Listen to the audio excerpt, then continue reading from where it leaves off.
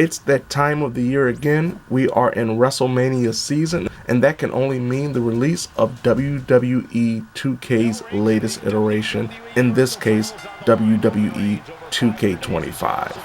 From a gameplay perspective, a lot of what made the last few games so entertaining still exists in this iteration.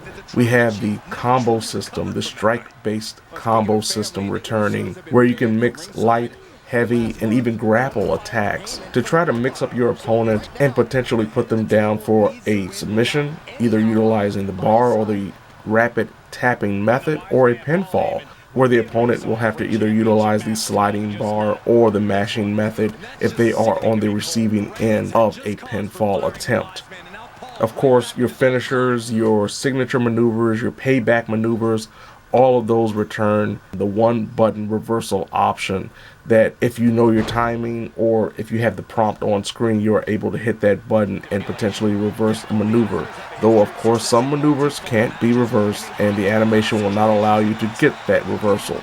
But returning in this iteration are a couple of interesting aspects from the earlier 2K WWE games, specifically the 8th generation games where we had the stamina bar, which returns here, though it's not as constricting as the previous iterations. Though if you empty your bar, you will not be able to perform running attacks or your signature or your finishing maneuvers.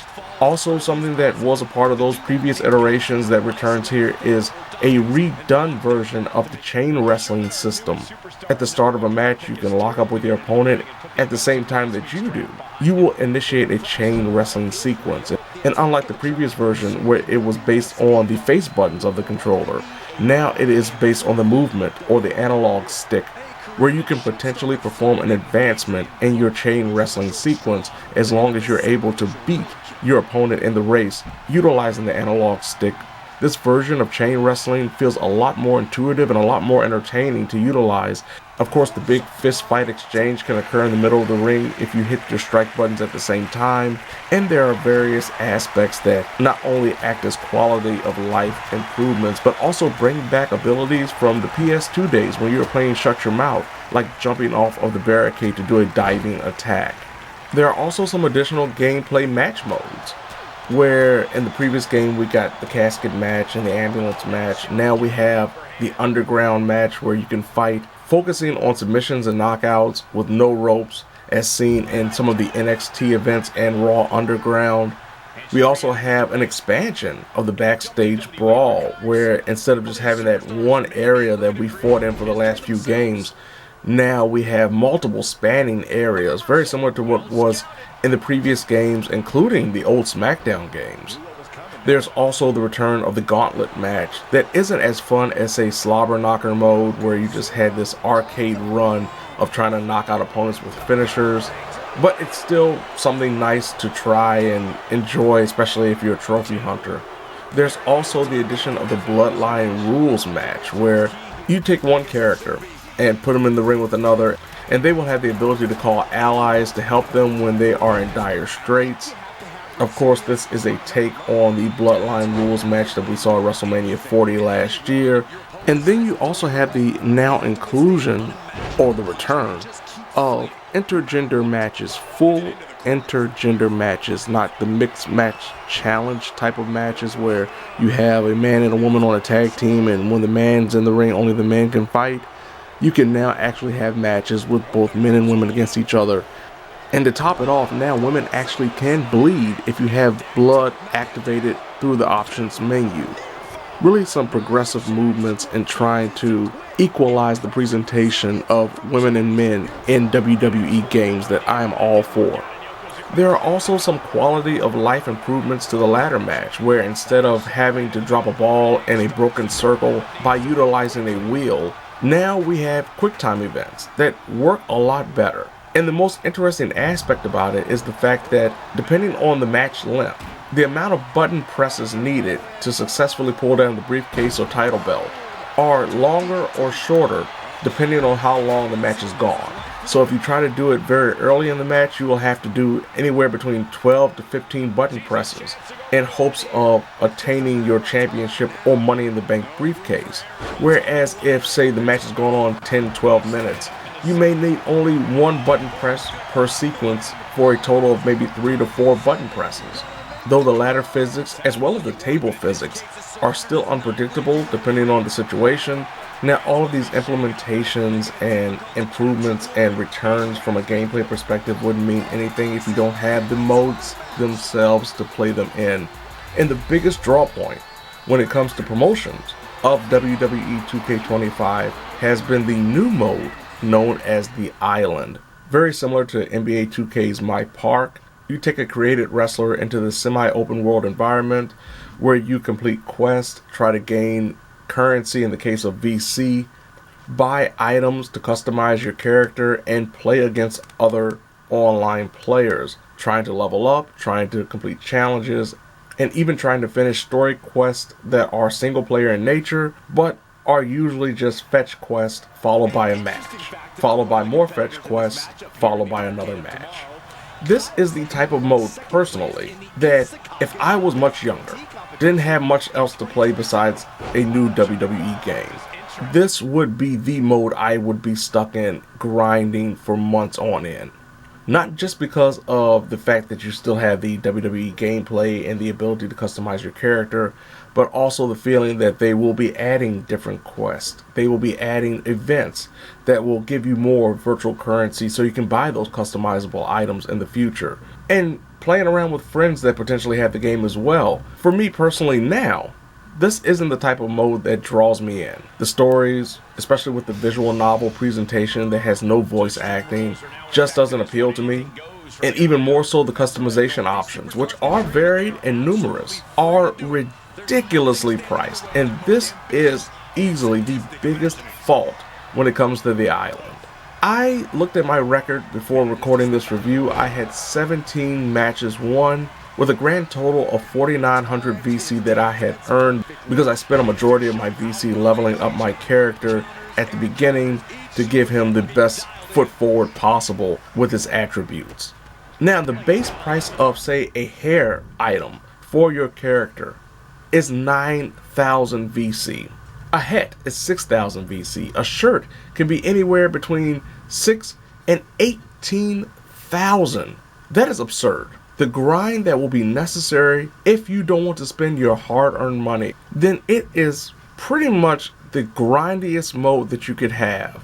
Since it does have the physical aspects of customization options and people are able to free roam to a certain extent, unlike, say, my faction, I don't see the backlash for this mode beyond the prices that I would expect. And it just feels like this is the beginning of something that will be a recurring effect and a recurring mode, even if it's not specifically the island. And one of the wildest things about the island is the fact that it is exclusive only to Xbox Series X and S and PlayStation 5 users. For some reason, it is not available for PC users. I can understand when it comes to PS4 and Xbox One players. But the only assumption I can have is that they don't want hackers being able to figure out how to get all the items or get as much VC, infinite VC as possible to buy every item that you want. Certain aspects about My Island is intrusive on the overall creation experience. While a majority of the creation options are the same as they have been, though some things are reduced in terms of custom images and being able to implement them on the actual WWE models, which, for example, if you wanted to make a more realistic tattooed version of CM Punk, you cannot. There are also creation aspects in general that are locked behind the island. Specifically, once again, the hair pieces. This is easily one of the scariest aspects of this new mode and the mode that will probably follow that isn't necessarily the island but is exactly the same thing, where the predatory nature of forcing players to pay potentially real money to unlock things that should be already unlocked offline for them will become more profound and detrimental to the overall experience, especially when it comes to relying on community creations for players that are so much better at creating wrestlers than we could ever be, now restricted even further from being able to put together the wrestler that you want to download and put on your offline roster. Since it's already been mentioned, my faction is back. the card-based mode where you collect card packs or pay for them with, of course, real money to fight in a variety of options returns here, and to a certain extent in a better form. Though there is still the grind necessary for some of the more affluential cards, it doesn't feel as restrictive on the onset as it did, mostly because of the variety of sub-modes that are associated with my faction, including, of course, the weekly towers, the live events, the ability to fight players online, the return of Faction Wars, which is this team-based choose-your-own-path, where at the end of each section of Faction Wars there is a boss battle, which is essentially a 4-on-4 tag team match against some of the higher end cards available in that Faction Wars that you can actually purchase to put on your own team by utilizing, thankfully, not real money in this case, but your own points that you earn as you play through the Faction Wars mode. Of course, there are the challenges, both lifetime and daily, to get all those specific points or tokens or what have you that is associated with whatever the reward is for that challenge. But the biggest change when it comes to my faction is the removal of Proving Grounds mode, which was one of the most strenuous and arduous modes of the overall my faction. Replaced now by World Tour mode, where you have specific matches with specific stipulations and difficulty settings, and to a certain extent is a lot more enjoyable than what Proving Grounds was. But at least with Proving Grounds you could dictate how difficult you wanted each match to be. Beyond the microtransaction aspect of my faction, the mode itself has grown into becoming actually quite enjoyable if you're into that type of thing. It's just the idea of having to spend real money to get the best cards, or buy multiple packs to potentially get the best cards. This gambling system that is associated with my faction is just something that really hurts the overall feel of the mode to this day. My GM also returns, and it's mostly the same as it was last year, with a few, once again, quality of life improvements, mostly when it comes to the font size and being able to read a lot more clearly what is on the screen. When it comes to pay-per-views, it is now multi-brand, and you will have a pay-per-view, depending on how many players you're going against. If you're going against one, it's more even-handed in terms of how many matches can be involved in the mid-card involving yourself and your roster. But if you're playing against 4 players, then you only have one mid-card match per pay-per-view. But the opener and the main event are multi-brand matches where you will have to pick one person on your roster to represent your roster against the other brands as picks. Sometimes it may be a fatal 4-way match, other times it may be a tornado tag. It's actually a fantastic move and a change to the overall presentation of my GM. It also re-incentivizes the idea of saving your big feuds for the pay-per-view, because you may not have the ability to blow up those feuds at the pay-per-view, and you will have to do it instead on your weekly televised product instead of waiting for months or weeks on end. But the biggest implementation when it comes to my GM is the ability to play online, but only with friends. You can't just set up a lobby, have some random people come in, you decide when you want to start my GM with your save, and have a few weeks of just fun. It is limited to only your friends and who you can invite on your friends list to be a part of that My GM online experience. There is no ability to customize the roster when it comes to online My GM. There is no ability to use a custom GM online with My GM. You cannot spectate or even play matches online with My GM, meaning that it comes down to using the base roster with the base GMs and simulating everything that you experience when it comes to online My GM is absolutely devastating to what would have been one of the best implementations and inclusions when it comes to an addition to an already pretty good mode.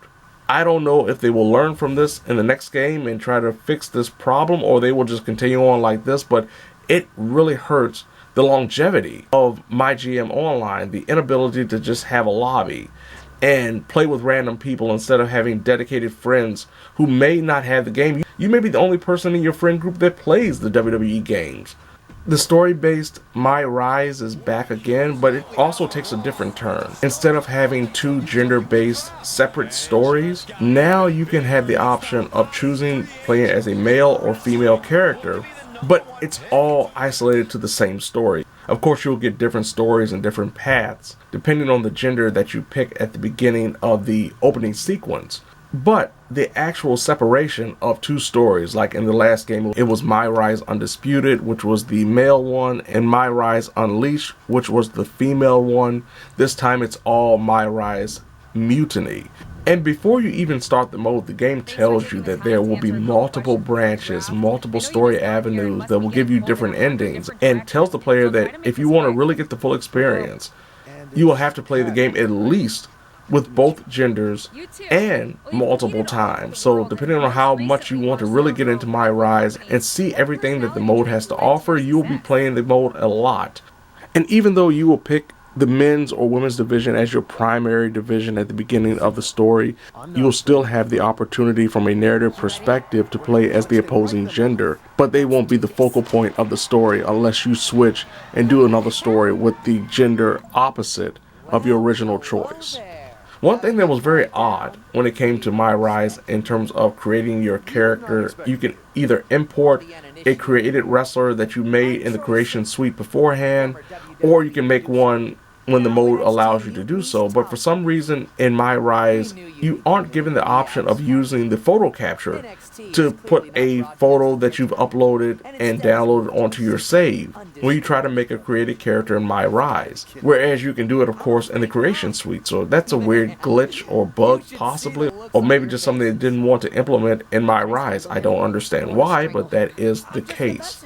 2K Showcase this time features the Bloodline. It showcases the harrowing tales hosted and narrated by Paul Heyman, who is easily the best person to have done this version of a 2K Showcase ever. Now, when it comes to the gameplay aspect of 2K Showcase, a majority of it is exactly the same. There is criteria that is necessary to be completed if you want to unlock everything about the mode, be it new characters, but there is a little bit of a change when it comes to the gameplay criteria, options, and objectives of 2K Showcase in this version, where there are timed objectives that must be completed.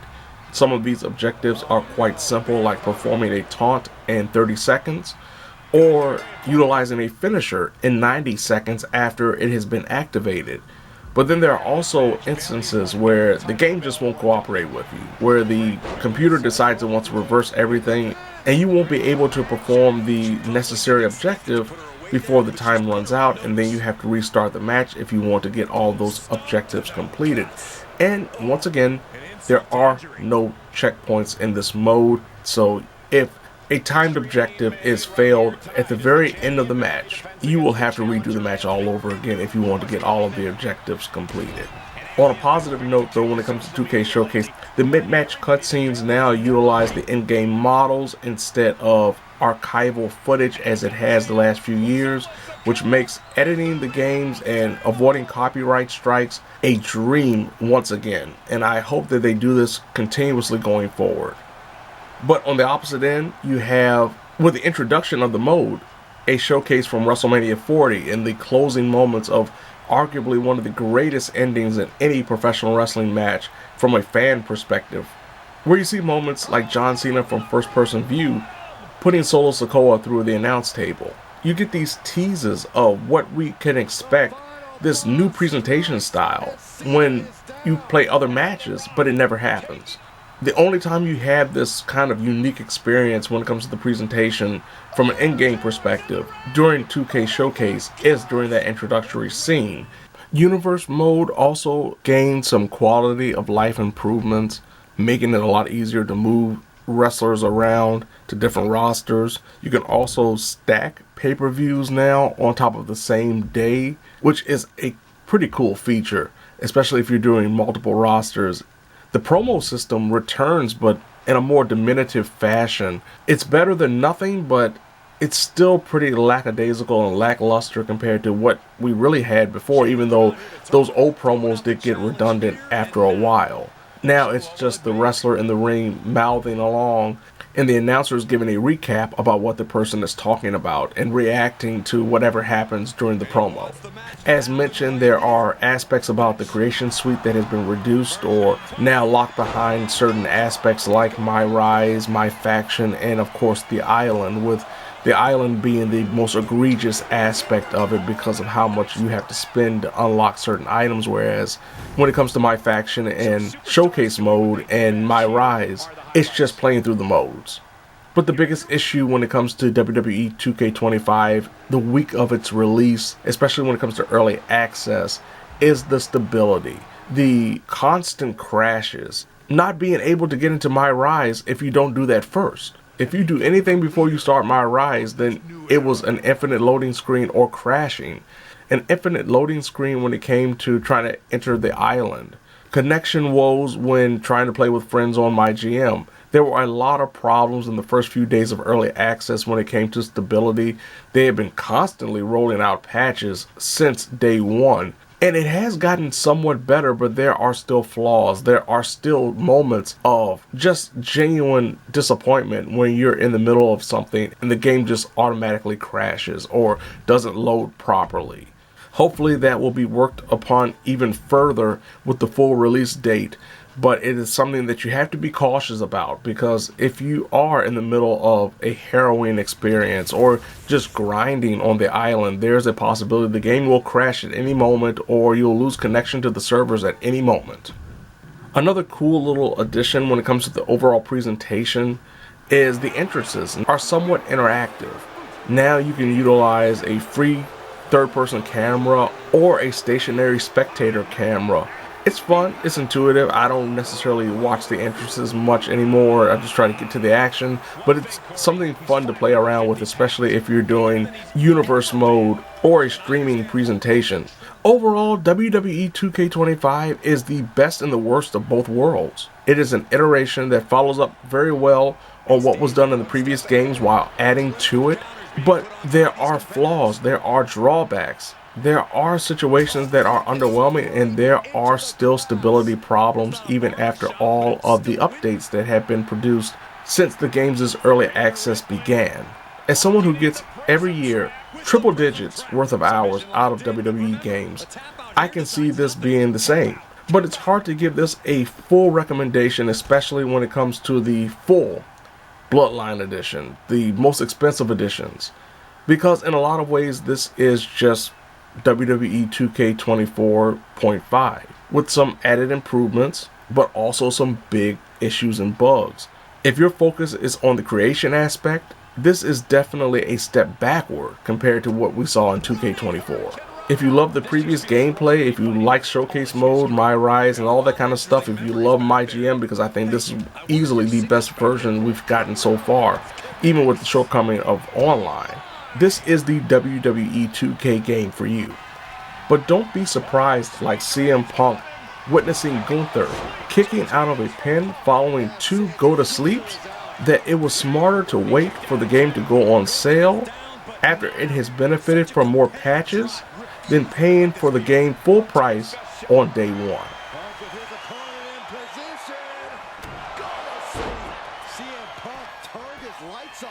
There it is.